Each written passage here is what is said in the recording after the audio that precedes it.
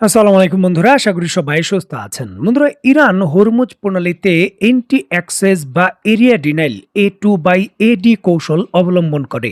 এর মানে হলো নির্দিষ্ট কোনো এলাকায় শত্রুপক্ষের প্রবেশ অধিকার বন্ধ করে দেওয়া। হরমুজ প্রণালীর সবথেকে সংকীর্ণ অংশ মাত্র ২১ মাইল প্রশস্ত। এর ফলে ইরানের উপকূলীয় ব্যাটারি থেকে ছোড়া যে কোনো মিসাইল অনায়াসেই জাহাজে আঘাত আনতে পারে। এছাড়াও পারস্য উপসাগর এবং ওমান উপসাগরের উপকূলে ইরান পাহাড়ের নিচে কংক্রিটের বাংকার তৈরি করেছে, যাকে বলা হয় মিসাইল সিটি। এগুলো স্যাটেলাইট সার্ভিলেন্স, যা বিমান হামলা থেকেও সুরক্ষিত। দেখুন, ইরানের হাতে বর্তমানে নূর, কাদির এবং গাদির সিরিজের মিসাইল রয়েছে। এগুলোর বিশেষত্ব হলো এগুলো সি সিকমিং প্রযুক্তির, অর্থাৎ এগুলো সমুদ্র পৃষ্ঠের খুব উপর দিয়ে মাত্র ৫ থেকে ১০ মিটার উচ্চতায় উড়ে যায়। ফলে জাহাজের রাডার একে শনাক্ত করার খুব কম সময় পায়। খালিজ ফার্স নামে ব্যালিস্টিক মিসাইল রয়েছে ইরানের, যা অত্যন্ত বিপজ্জনক। সাধারণ ব্যালিস্টিক মিসাইল স্থির লক্ষ্যবস্তু বা কোনো ঘাঁটি একবারে জায়গা মতো দাঁড়িয়ে রয়েছে তাকে টার্গেট করতে পারে। তবে এই মিসাইলটি সাগরে চলমান ১৮০ কিলোমিটার চলমান যে জাহাজ রয়েছে তাকেও শব্দের থেকে কয়েক গুণ দ্রুত গতিতে সরাসরি হিট করতে পারে, যা ইন্টারসেপ্ট করা খুব কঠিন।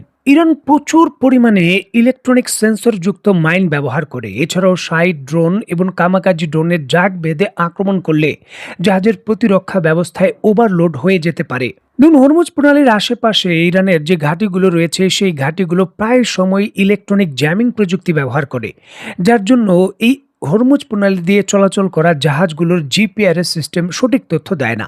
তারা হরমুজ প্রণালীতে চলাচল করছে, তবে দেখাবে যে ইরানের মরুভূমিতে বা অন্য কোনো মরুভূমিতে তারা চলাচল করছে। দেখুন, এই ধরনের পদক্ষেপ বিভিন্ন জাহাজকে তাদের অজান্তেই ইরানের সীমান্তে প্রবেশ করার জন্য তাদের কিন্তু প্রভাবিত করে। এছাড়াও উপকূলে বসানো ইরানের যে উন্নত রাডার সিস্টেমগুলো রয়েছে তা ওমান উপসাগর পর্যন্ত যে কোনো বড় জাহাজের হিট সিগনেচার এবং radar cross section RCS track করতে পারে, যেটি তার দীর্ঘমেয়াদী ক্ষমতার সক্ষমতা বাড়ায়। এখন এমতো অবস্থায় ইরান যখন ঘোষণা দেয় যে তারা হরমুজ প্রণালীতে থাকা তাদের এই প্রযুক্তিগুলো সক্রিয় করেছে, তখন বিমা এবং লজিস্টিক সাপোর্ট রয়েছে জাহাজের যতগুলো তা কিন্তু বৃদ্ধি পায় এবং জটিল হয়। মার্কিন গোয়েন্দা সংস্থার তথ্যের উদ্ধৃতি দিয়ে দ্য নিউ ইয়র্ক টাইমস তাদের খবরে বর্তমানে নিশ্চিত করেছে ইরান হরমুজ প্রণালীর এই লাইন ধরে থাকা তাদের ৩০ থেকে ৩৩টি যে মিসাইলের সাইট রয়েছে সেগুলোকে মিসাইল লোড করে অ্যাক্টিভ করে দিয়েছে। বিভিন্ন জাহাজকে টার্গেট করার জন্য বা আক্রমণ করার জন্য চূড়ান্তভাবে আত্মরক্ষা বা আক্রমণাত্মক ভূমিকা, দুই ক্ষেত্রেই ভূমিকা পালনের জন্য এগুলো এখন রেডি টু ফায়ার অবস্থায় রয়েছে, অ্যাক্টিভ করে দিয়েছে। দ্য নিউ ইয়র্ক টাইমস যুক্তরাষ্ট্রের গোয়েন্দা সংস্থার তথ্য দিয়ে এমনটা নিশ্চিত করছে। আর এর পরপরই কিন্তু জাহাজের বিভিন্ন ধরনের ভাড়া এবং চলাচলের ক্ষেত্রে বড় ধরনের জটিলতাও শুরু হয়েছে। কারণ যখনই মিসাইল সাইটগুলো সক্রিয় হয়েছে, এখন জাহাজের যে সকল বিমা কোম্পানিগুলো রয়েছে জাহাজ চলাচলের জন্য এই বিমাগুলো আর এনশিওর করবে না, বা জাহাজ বিভিন্ন ধরনের বড় কোম্পানিগুলো এই ধরনের ঝুঁকি নেওয়ার পরিচালনা করতে চাইবে না। দেখুন, ইরান আশঙ্কা করছে যে কোনো মুহূর্তে পরিস্থিতির পরিবর্তন হতে পারে এবং এটি শুধু সময়ের ব্যাপার। এবং বলা হচ্ছে ৩ দিনের মধ্যেই কিন্তু অনেক কিছু ঘটতে পারে। ডেডলাইন ৩ দিনের ধরা হয়েছে।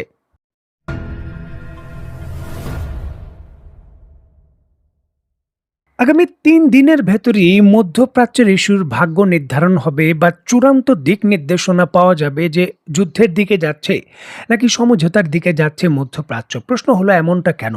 ৩ দিনের এই সময় কি করে নির্ধারণ করছেন সামরিক বিশেষজ্ঞরা? দেখুন, এর অন্যতম কারণ হলো দীর্ঘ ১০ বছর পর যুক্তরাষ্ট্রের কোনো প্রেসিডেন্ট হিসাবে চীন সফরে যাচ্ছেন ডোনাল্ড ট্রাম্প। তিনি অলরেডি যুক্তরাষ্ট্র থেকে চীনের উদ্দেশ্যে যাত্রা শুরু করেছেন, এমন আন্তর্জাতিক বিভিন্ন সংবাদ মাধ্যম নিশ্চিত করছে।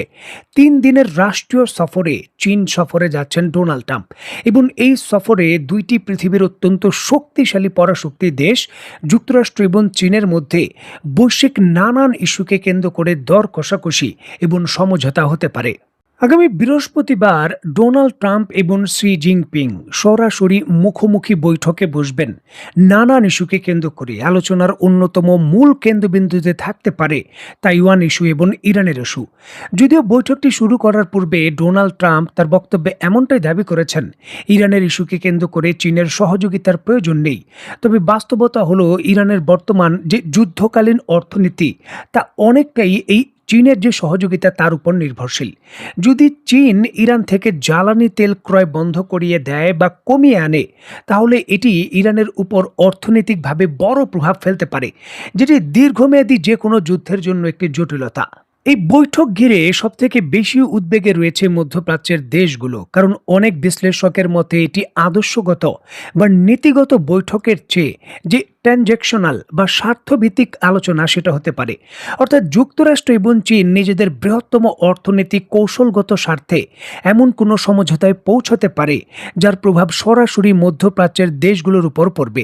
বিশেষ করে উপসাগরীয় দেশগুলোর আশঙ্কা করছে ইরান যুদ্ধ এবং হরমুজ প্রণালীর নিরাপত্তা নিয়ে বড় শক্তিগুলোর দর কষাকষির চূড়ান্তভাবে যে বলতে পারেন ছাড় দেওয়ার বিষয়টা, সেটা এই সকল দেশকেই হয়তো দিতে হতে পারে। অত্যন্ত গুরুত্বপূর্ণ এই বিষয়টিকে কেন্দ্র করে যুক্তরাষ্ট্র ভিত্তিক গবেষণা প্রতিষ্ঠান ফাউন্ডেশন ফর ডিফেন্স অফ ডেমোক্রেসির চীনা বিষয়ক জ্যেষ্ঠ পরিচালক তার বক্তব্যে বলেন, ইরান যুদ্ধ এই বৈঠককে আরও জটিল করে তুলেছে।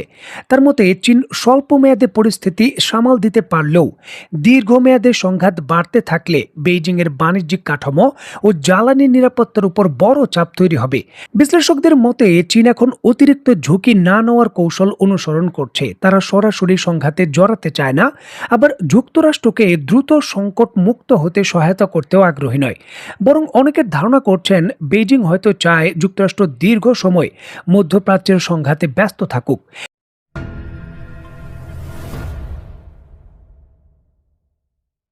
দেখুন, 10 বছর পর যুক্তরাষ্ট্রের প্রেসিডেন্ট এবং শি জিনপিং এর সঙ্গে সরাসরি চীনের মাটিতে বৈঠক হতে চলেছে। খুবই গুরুত্বপূর্ণ। বিশ্বের নানান পরিস্থিতির বড় ধরনের সমীকরণ এই বৈঠক থেকেই পরিষ্কারভাবে নির্ধারণ বা ইঙ্গিত পাওয়া যেতে পারে। ইস্যুটিকে কেন্দ্র করে এই বৈঠকের পূর্বেই ইরানের যিনি পররাষ্ট্রমন্ত্রী রয়েছেন আগারচি, তাকে আমন্ত্রণ জানিয়েছিল চীন। যুক্তরাষ্ট্রের কী কী ধরনের ডিমান্ড থাকতে পারে এবং এক্ষেত্রে চীন কতটুকু ছাড় দিতে পারে সেটা ইরানের সঙ্গে কৌশলগতভাবে সমঝোতায় সিদ্ধান্ত পূর্বেই হয়ে গেছে।